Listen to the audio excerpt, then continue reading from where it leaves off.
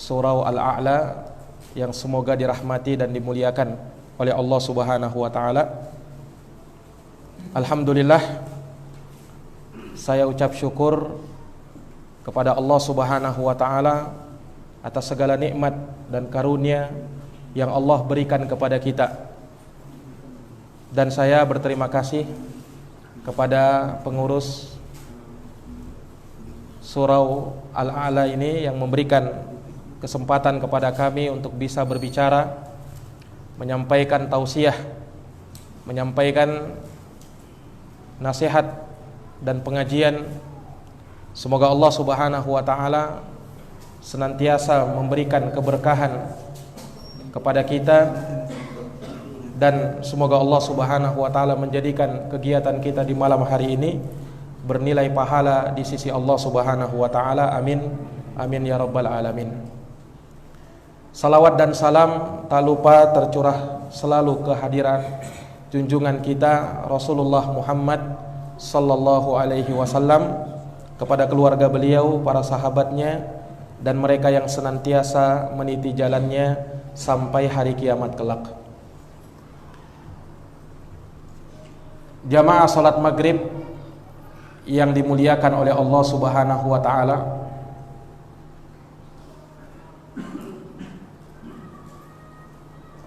pada hari-hari ini kita tengah berada di bulan yang disebut dengan bulan haram, bulan Muharram. Dan bulan ini adalah bulan yang mulia, di mana Allah Subhanahu wa taala menjadikan bulan ini sebagai salah satu dari bulan yang terhormat dari 4 bulan yang memiliki kehormatan.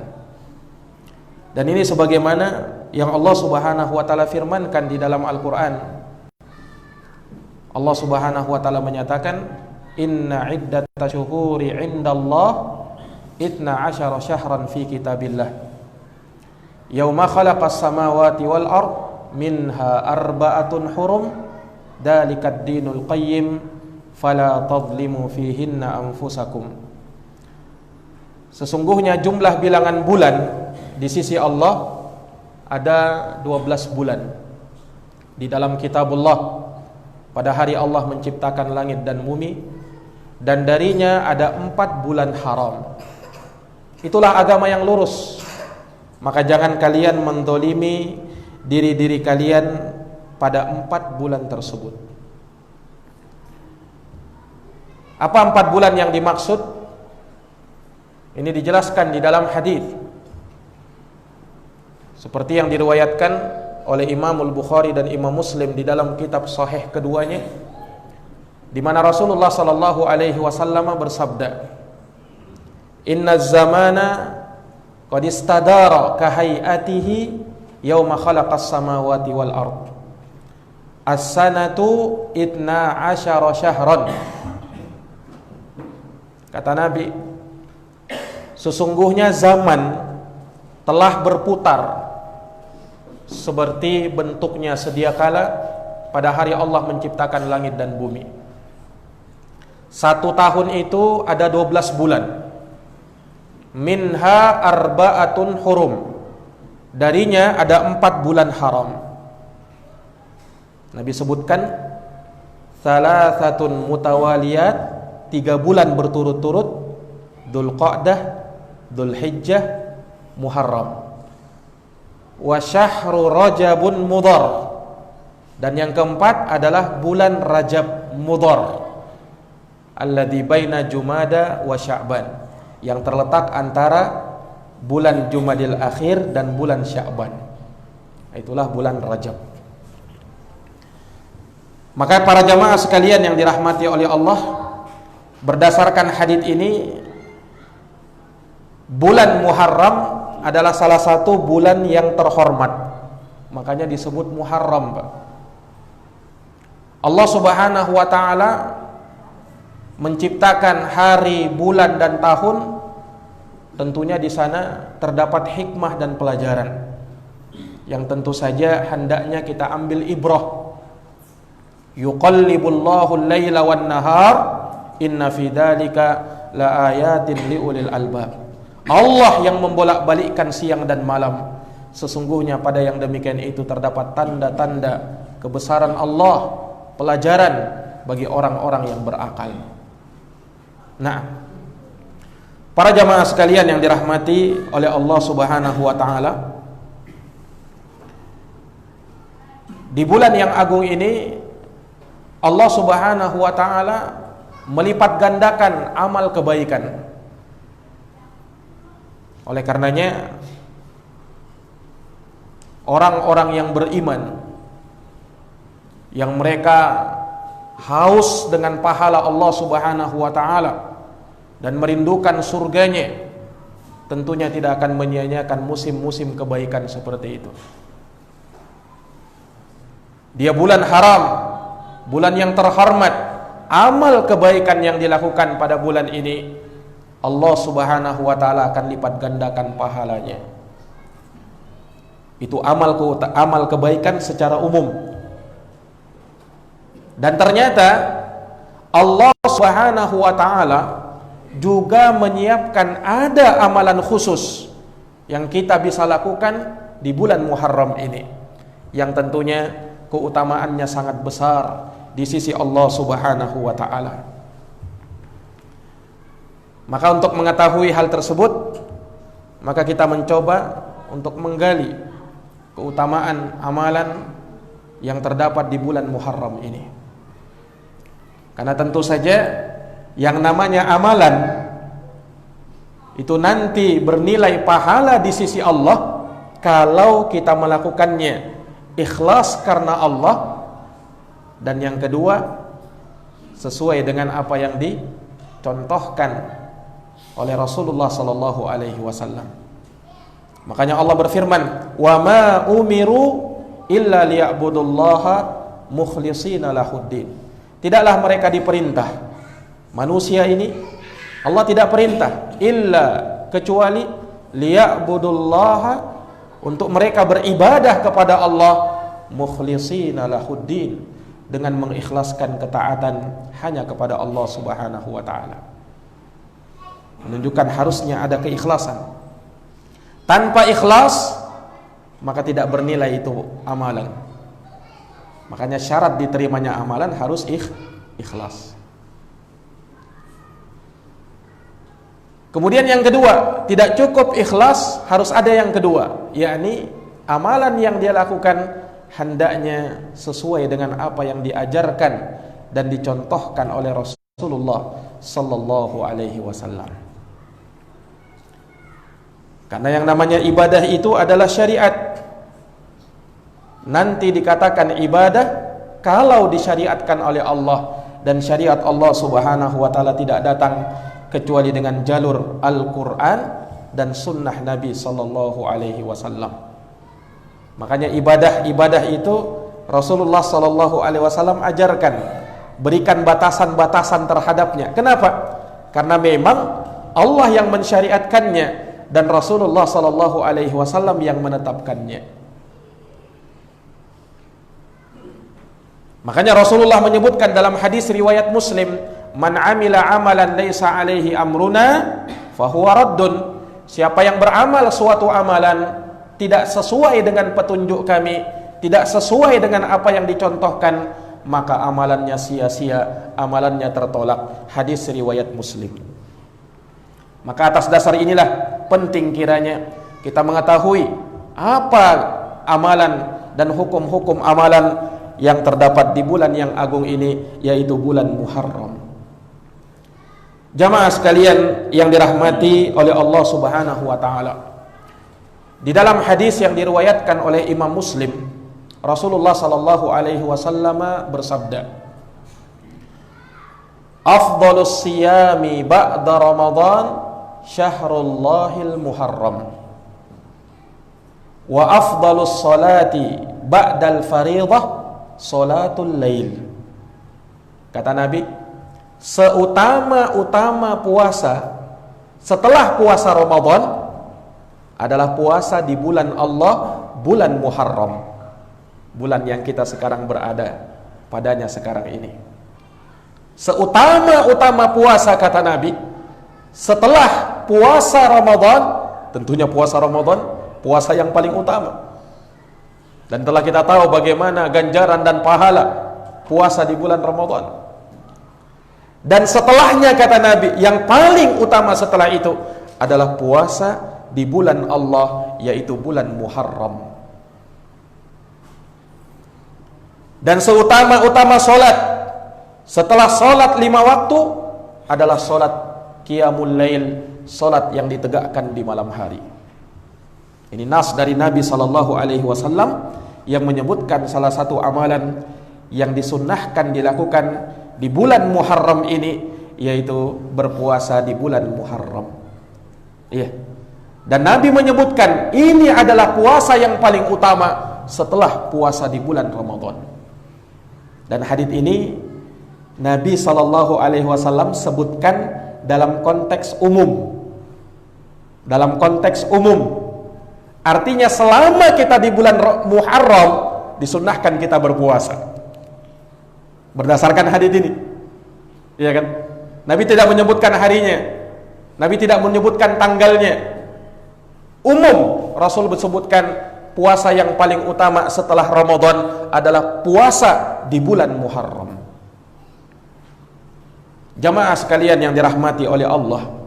Namun ternyata di sana ada hadis yang menyebutkan puasa khusus yang dikhususkan oleh Nabi di bulan Muharram, dan ini sebagai puasa yang paling utama di bulan Muharram. Itulah puasa yang dikenal dengan puasa Asyura, puasa pada tanggal 10 Muharram. Insyaallah ta'ala mungkin jatuh pada hari Senin, Pak, ya. Ini tanggal 8 ya, ini 8 Muharram, 7 tadi kan. Ini sudah malam 8. Karena bulan Islam itu harinya berubah, harinya dimulai pada malam hari, karena sesuai dengan perhitungan bulan, Pak. Nah, tanggal 8 memiliki keutamaan khusus disebut oleh Nabi adalah puasa pada hari Asyura, yaitu puasa pada tanggal 10 Muharram. Kenapa Nabi SAW mensyariatkan puasa Asyura, puasa pada tanggal 10 Muharram? Ini ada sebabnya, Pak. Ada sebab urutnya. Diceritakan ketika Nabi SAW beliau hijrah ke Madinah, maka beliau mendapati orang-orang Yahudi mereka berpuasa pada hari tanggal 10 Muharram. Maka Nabi tanya, "Ma hadza? Puasa apa ini yang kalian lakukan ini?" Kata orang-orang Yahudi, "Hadza yaumun salih. Hadza yaumun najjallahu Musa alaihi salam, najjallahu Bani Israel min aduwwihim." Ini adalah hari yang baik. Ini hari di mana Allah menyelamatkan Nabi Musa, menyelamatkan Bani Israel dari musuh mereka, Fir'aun dengan bala tentaranya. Maka kami puasa pada hari ini. Waqad shamahu Musa, dan Nabi Musa alaihi salam sebagai wujud kesyukuran beliau kepada Allah diselamatkan dari Fir'aun, Nabi Musa melakukan ibadah puasa. Maka kami melaksanakannya, kata orang-orang Yahudi tadi. Maka apa jawab Nabi SAW? Ana ahaqqu bi Musa minkum. Saya lebih berhak terhadap Nabi Musa ketimbang kalian orang Yahudi. Maka ketika itu kata sahabat, fasomahu wa amaran nasa bisiyamih. Maka Nabi berpuasa semenjak itu dan memerintahkan manusia untuk berpuasa. Dari sini kita bisa mendapatkan pelajaran, awal kali disyariatkannya puasa Asyura itu, puasa pada tanggal 10 Muharram, adalah pada saat Nabi hijrah. Nabi hijrah ke Madinah. Pada saat itulah disyariatkannya puasa tanggal 10 Muharram. Dan berdasarkan hadits ini, para ulama menyatakan bahwa ketika itu di awal-awal Islam, puasa tanggal 10 Muharram, puasa Asyura menjadi puasa yang diwajibkan kepada kaum muslimin. Wajib hukumnya puasa pada tanggal 10 Muharram, puasa Asyura pada waktu itu. Kemudian kata sahabat, hatta yufradu siyamu Ramadan, faqad qala Nabi sallallahu alaihi wasallam, faman syaa'a falyasum wa man syaa'a falyatruk. Sampai ketika Allah menurunkan syariat puasa bulan Ramadan, maka Rasulullah mengatakan, siapa yang mau puasa di tanggal 10 Muharram, puasa Asyura, silahkan puasa. Siapa yang tidak mau, maka tidak masalah, dia tinggalkan. Sehingga dari sini menjadilah puasa Asyura itu menjadi puasa yang disunnahkan setelahnya. Nah, namun kata Nabi, wa ana shaimun, tapi saya sendiri, saya tetap puasa. Kata Nabi, yaitu puasa Asyura. Tapi bukan wajib lagi, dia menjadi puasa yang disunnahkan. Nah, jamaah sekalian yang dirahmati oleh Allah Subhanahu wa taala. Dalam hadits yang lain, Rasulullah sallallahu alaihi wasallam bersabda, ini disebutkan dalam hadits Muawiyah bin Abi Sufyan, riwayat Bukhari dan Muslim. Ketika sahabat Muawiyah bin Abi Sufyan berkhutbah di hadapan manusia, beliau mengatakan, wahai manusia, di mana ulama kalian? Sungguh aku mendengar Rasulullah sallallahu alaihi wasallam pernah bersabda, beliau menyebutkan, hada yaumu Asyura, ini adalah hari Asyura, walam yaktubillahu alaikum siyamahu, namun Allah Subhanahu wa taala tidak mewajibkan puasa pada hari ini. Wa ana shaim, tapi Nabi sendiri berpuasa. Faman ahabba minkum ayyasuma falyasum wa man ahabba ayyuftir falyuftir. Barang siapa ingin berpuasa, silahkan dia berpuasa. Siapa yang ingin tetap berbuka, maka silahkan dia berbuka. Rasulullah SAW tidak mewajibkan dia. Nah, tapi ingat, Rasulullah menyebutkan bahwa puasa di hari Asyura tetap memiliki keutamaan, sehingga dia menjadi puasa yang sunnah, dan sunnahnya sunnatun muakkadah, sunnah yang sangat ditekankan untuk dilakukan. Bukan sunnah biasa, tapi sunnah muakkadah. Muakkadah itu yang dikuatkan untuk dilakukan, dikerjakan, sangat dianjurkan. Sangat dianjurkan. Terlebih Nabi SAW juga, ya, dikatakan, ma ra'aitu Rasulullah SAW yataharra siyaman yaumin ala ghairihi faddalahu ala ghairihi illa hadzal yaum yaumu Asyura wa hadzal syahr yakni syahrul Ramadan. Kata sahabat Ibnu Abbas, aku tidak pernah melihat Nabi SAW bersungguh-sungguh untuk melakukan ibadah puasa yang beliau lebih unggulkan daripada hari-hari yang lain, melebihi hari ini, hari Asyura, dan melebihi bulan ini, yaitu bulan Ramadan ketika itu. Ini jamaah sekalian yang dirahmati oleh Allah. Sehingga Rasulullah SAW mengunggulkan, dan ini keutamaan tentunya. Ya, tentunya kita tahu ada ibadah-ibadah puasa yang disunnahkan di dalam Islam ini, ya kan? Ada ibadah puasa Senin Kamis, ada puasa 3 hari dalam 1 bulan, ada puasa Ayyamul Bidh. Naam. Demikian pula ada puasa-puasa yang lain, puasa Arafah, ada puasa di bulan Sya'ban. Nah, ini puasa-puasa yang disunnahkan. Dan diantaranya adalah puasa di bulan Muharram.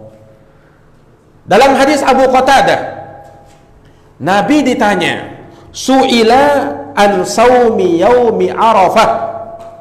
Nabi ditanya, apa keutamaan puasa hari Arafah? Hari Arafah itu hari tanggal berapa, Pak? Tanggal 9 Dzulhijjah, sudah lewat kan? Sebelum hari raya Idul Adha. Nabi ditanya, apa keutamaan puasa Arafah? Faqal, maka Nabi mengatakan, yukaffiru sanatal madiyah wal baqiyah. Keutamaan puasa Arafah menggugurkan, menghapuskan dosa tahun yang lalu dan tahun yang akan datang. 2 tahun. Tahun lalu, tahun yang akan datang. Wa su'ila an shaumi yaumi Asyura. Dan beliau juga ditanya, apa keutamaan puasa hari Asyura? Tanggal 10 Muharram. Maka Nabi mengatakan, yukaffirus sanatal madiyah. Puasa Asyura itu menghapuskan, menggugurkan dosa 1 tahun yang telah lalu. Dosa 1 tahun yang telah lalu. Nah, ini keutamaannya, Pak. Nah, ya tentunya mendengarkan keutamaan yang luar biasa ini, dan kita tidak bisa menjamin diri kita selamat dari perbuatan dosa dan maksiat. Bahkan kita ini ya sering melakukan dosa dan maksiat. Yang namanya manusia ya seperti itu. Manusia itu dinamakan manusia karena sifat pelupanya. Summiyal insanu insanan linisyanihi. Hari ini diingatkan, besok lupa lagi itu. Kan manusia seperti itu. Nah, makanya harus terus diingatkan lagi. Nah, ini jamaah sekalian yang dirahmati oleh Allah. Dan manusia itu kata Nabi, kullu bani adama khata. Semua anak Adam itu pasti berdosa. Ya jangankan anak Adam, Adamnya saja pernah berdosa, ya kan? Namun beliau bertaubat kepada Allah, minta ampun kepada Allah Subhanahu wa taala. Makanya dari rahmat Allah Subhanahu wa taala kepada manusia ini, Allah Subhanahu wa taala menjadikan ketika manusia itu memang sering-sering lupa, sering-sering lalai, tapi ada taubat di sana. Ada taubat yang dengannya mereka bisa memperbaiki diri mereka. At-taibu anid dambi kaman la dambalah. Kata Nabi, orang yang bertaubat dari dosa seperti orang yang tidak pernah berbuat dosa. Kalau taubatnya jujur. Jangan taubat hari ini besok melakukan lagi. Ini taubat panas-panas tai ayam kata orang, iya. Nah, jamaah sekalian yang dirahmati oleh Allah Subhanahu wa taala. Maka kita butuh hal yang demikian. 1 hari, Pak, pada tanggal 10 Muharram yang insyaallah taala jatuh pada hari Senin. Naam. Puasa pada hari itu yukaffiru sanatal madiyah, menggugurkan, menghapuskan dosa 1 tahun yang telah lalu. Iya. Jamaah sekalian yang dirahmati oleh Allah Subhanahu wa taala. Di dalam hadis yang lain diriwayatkan dari sahabat Ibnu Abbas radhiyallahu taala anhuma, ya, bahwasanya ketika Rasulullah sallallahu alaihi wasallam melihat bahwa ternyata orang-orang Yahudi mereka juga melaksanakan puasa di tanggal 10 Muharram, puasa hari Asyura. Karena mereka mengenang peristiwa Nabi Musa alaihissalam diselamatkan dari Fir'aun, dan itu Nabi mereka, Nabi Musa alaihissalam. Maka mereka berpuasa. Maka Nabi ketika melihat itu, beliau mengatakan, kalau begitu nanti tahun depan ya saya akan berpuasa pada tanggal 9-nya, pada tanggal 9 Muharram. Nah, itu yang dikenal dengan puasa Tasu'a. 10-nya Asyura. Nah, sesuai dengan namanya. Kalau bilangan 10 kan bahasa Arabnya Asyura. Kalau tanggal 9 itu bahasa Arabnya Tis'ah, menjadi Tasu'a. Puasa tanggal 9 Tasu'a, puasa tanggal 10 Asyura. Berarti mulai besok. Ini ada apa, Pak? Sabtu, mulai besok puasa hari Tasu'a. Ini jamaah sekalian yang dirahmati oleh Allah Subhanahu wa taala. Nah, kata Ibnu Abbas, "Falam ya'ti 'amun muqbil fatuwfiya Rasulullah sallallahu alaihi wasallam." Tapi sayangnya belum datang tahun depan, Rasulullah sudah meninggal duluan. Jadi Rasulullah tidak sempat puasa Tasu'a, Pak. Tapi beliau sudah sangat-sangat berkeinginan untuk melakukannya. Tapi ajal mendahului beliau. Allah Subhanahu wa taala memanggil beliau sehingga beliau tidak sempat puasa Tasu'a. Tapi beliau sudah berkeinginan. Dari sanalah diambil sunnahnya puasa Tasu'a. Walaupun Nabi tidak kerjakan, ya. Nah, karena yang namanya sunnah itu ya terkadang disyariatkan, disunnahkan, tidak harus langsung Nabi kerjakan. Bisa jadi Nabi ingin kerjakan namun terhalang. Sama dengan sholat tarawih, Pak. Sholat tarawih itu Nabi tidak pernah kerjakan 1 bulan penuh. Nabi hanya kerjakan di tanggal 23, 25 dan 27. Nabi keluar di 3 malam itu. Disebutkan di 1 malam pertama Nabi keluar ada para sahabat. Di malam yang kedua Nabi keluar tambah banyak sahabat. Di malam yang ketiga penuh masjid. Ingin sholat di belakang Nabi, sholat tarawih di bulan Ramadan. Nah, pada malam keempatnya Nabi tidak keluar. Nabi tidak keluar. Ketika ditanya sahabat, kenapa ya Rasul kamu tidak keluar? Khosyitu an tufrada alaikum. Aku khawatir nanti sholat tarawih diwajibkan atas kalian dan kalian tidak sanggup melakukannya. Rahmat Nabi SAW kepada umatnya. Karena syariat masih turun kan? Ketika itu syariat masih turun. Masih ada kemungkinan sholat tarawih diwajibkan. Nah, Nabi tidak inginkan yang seperti itu. Nabi sangat rahmat kepada umatnya, umat Islam. Iya.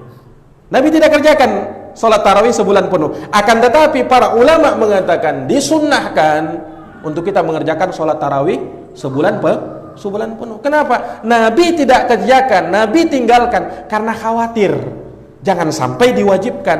Nah, ketika syariat ini sudah sempurna dengan turunnya firman Allah, al-yauma akmaltu lakum dinakum wa atmamtu alaikum ni'mati wa raditu lakumul Islam madina. Hari ini telah kesempurnakan bagimu agamamu. Maka agama telah sempurna. Tidak mungkin lagi dikurangi dan tidak mungkin lagi ditambahi kan? Syariat sudah sempurna sehingga sunnahnya, syariatnya salat tarawih sebulan penuh adalah perkara yang disyariatkan dan disunnahkan. Nah, sama dengan puasa Tasu'a ini, Pak. Walaupun Nabi tidak pernah kerjakan, akan tetapi Nabi sangat berkeinginan, tapi beliau terhalang karena ajal mendahului beliau. Beliau meninggal dunia. Naam, maka para ulama menyebutkan, di antaranya Imamun Nawawi Asy-Syafi'i rahimahullahu taala dan juga imam-imam yang lain dari imam kaum muslimin mengatakan disunnahkan puasa bersama dengan puasa hari Asyura, puasa pada hari Tasu'a, yaitu pada tanggal 9 Muharram. Nah, ini para jamaah sekalian yang dirahmati oleh Allah Subhanahu wa taala. Betul ya hari Ahad? Betul. Hah? Taib hari Seninnya tanggal 10 itu. Baru tanggal 9. Hah? Coba lihat tanggalnya. Ya sampai saya salah, ha? Tanggal 10 hari apa? Selasa. Oh, berarti tanggal Seninnya tanggal 9, afwan ya. Jadi bukan hari Ahad ya.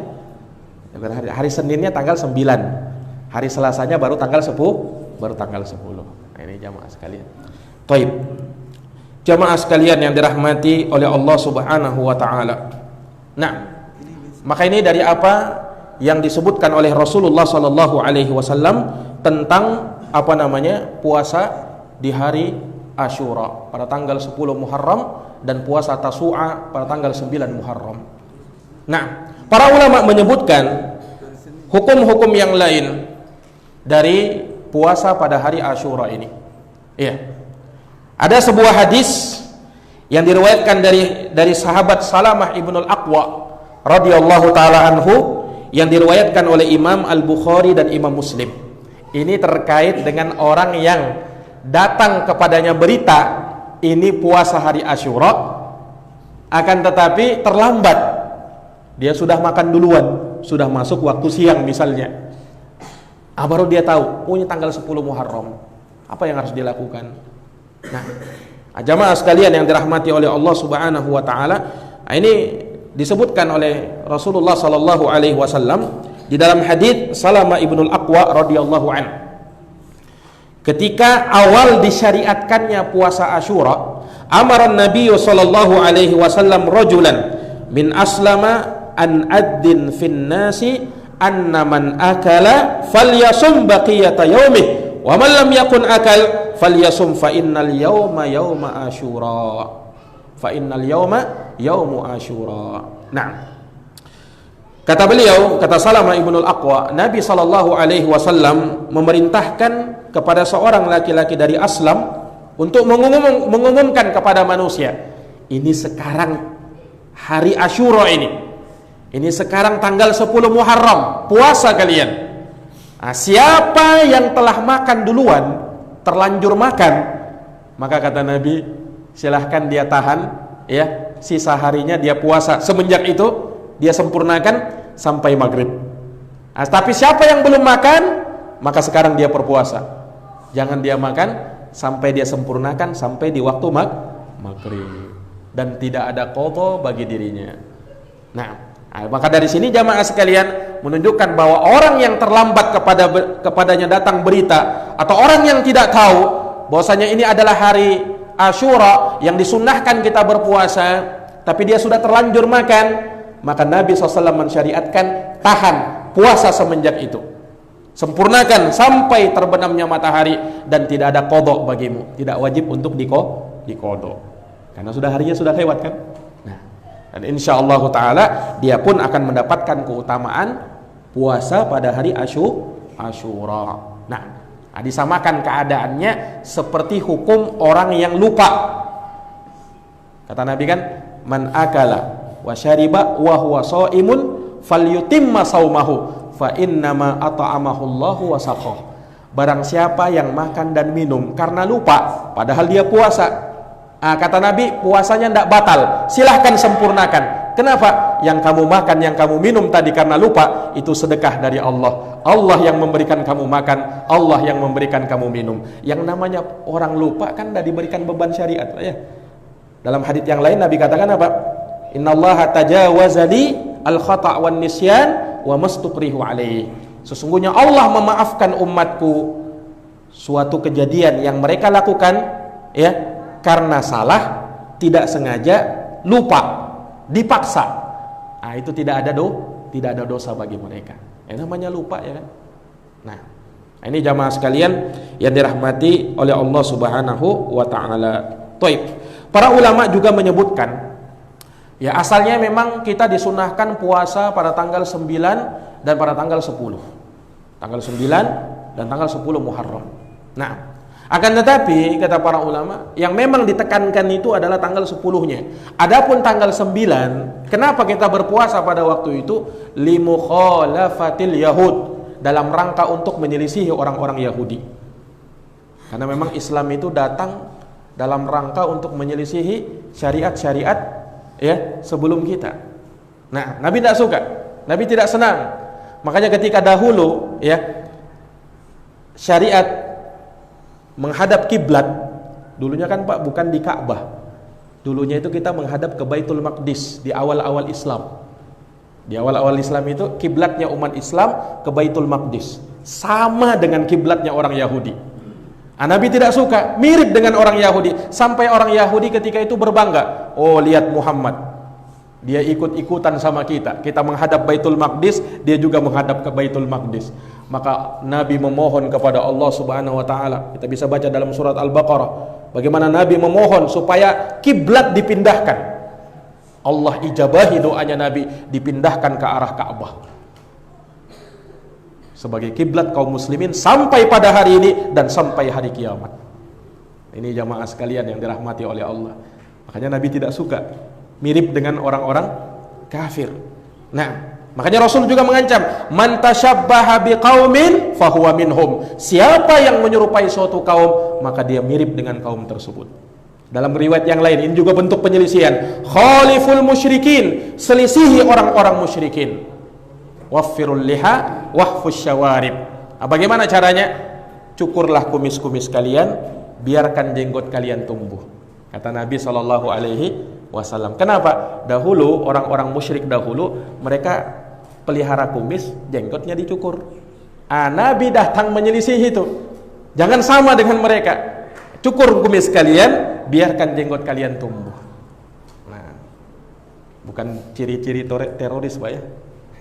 Sebagian orang terkadang melihat jenggot ini, ciri teroris ini. Padahal tidaklah demikian. Ini syariat Islam. Hadisnya jelas dalam riwayat Imam Muslim. Nabi memerintahkan untuk menyelisihi itu. Nah, ini jamaah sekalian yang dirahmati oleh Allah Subhanahu wa taala.